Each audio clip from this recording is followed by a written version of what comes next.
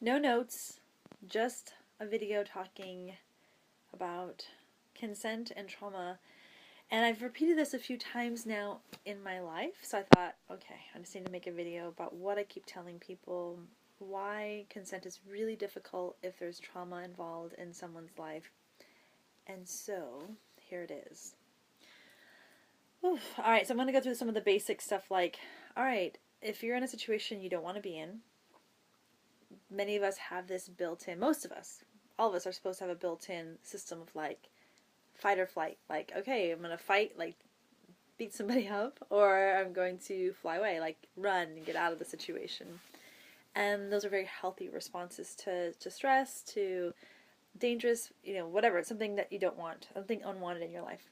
Now, there are two other options that often, because if we have trauma in our lives, these really show up and they make consent really difficult.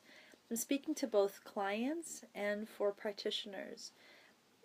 You're not excused, even if you've done all the trainings in the world, and even if you haven't done your work and your communication skills around trauma, around your story, around what's happened to you, these other two, right, not fight or flight, because those are really clear, but the other two options, the other two F's, can really be there and make it really difficult.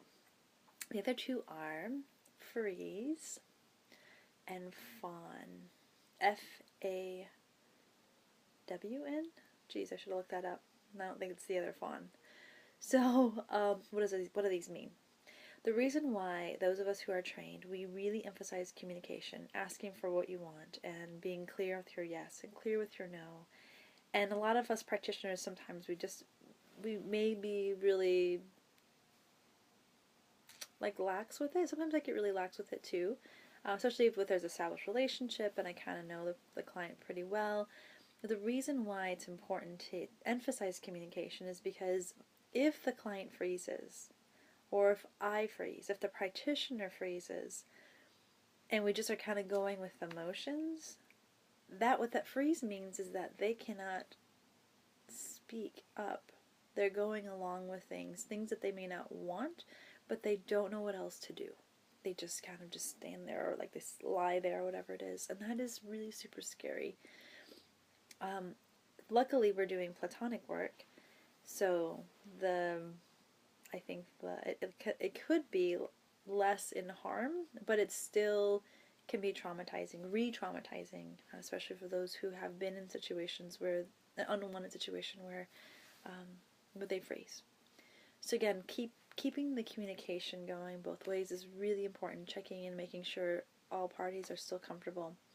Now the last one, the fawn, the fourth F, is really insidious, I think difficult, scary for me, that someone would just like kind of like go along with things like, oh, okay, this is what we're doing and great, let's just do this.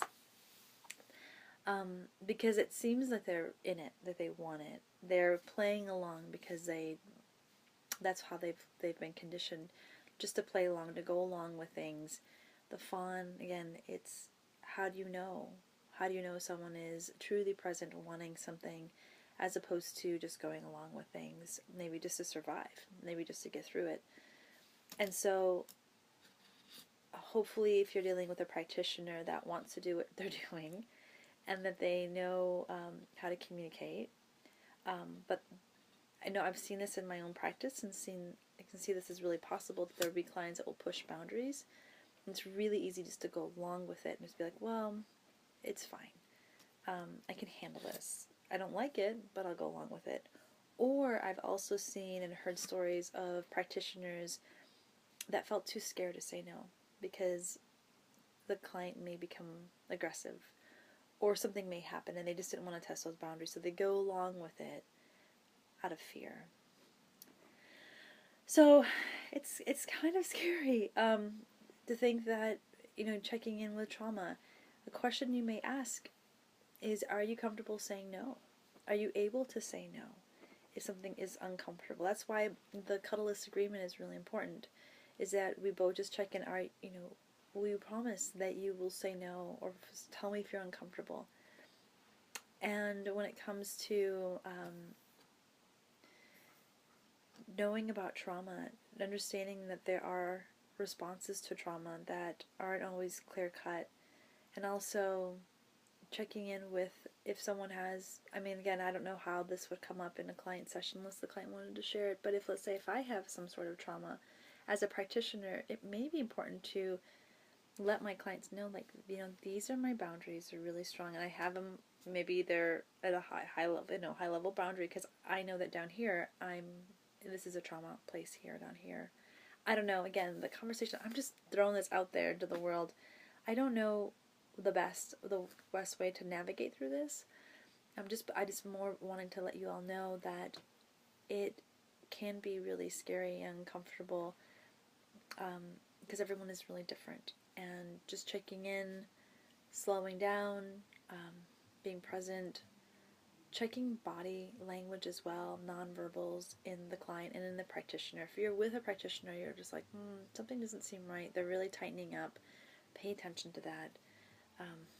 Just, again, it's so important on both sides that we are consenting, right? And that if we can't verbally consent, or if we're not verbally consenting, knowing nonverbals, and if we're non-verbally non-consenting and they're saying yes but physically are saying no, again, there's a lot here, a lot that in our society we need to learn, and I just want to throw this out there because, again, it's so important that we at least have these conversations. So that's all, y'all.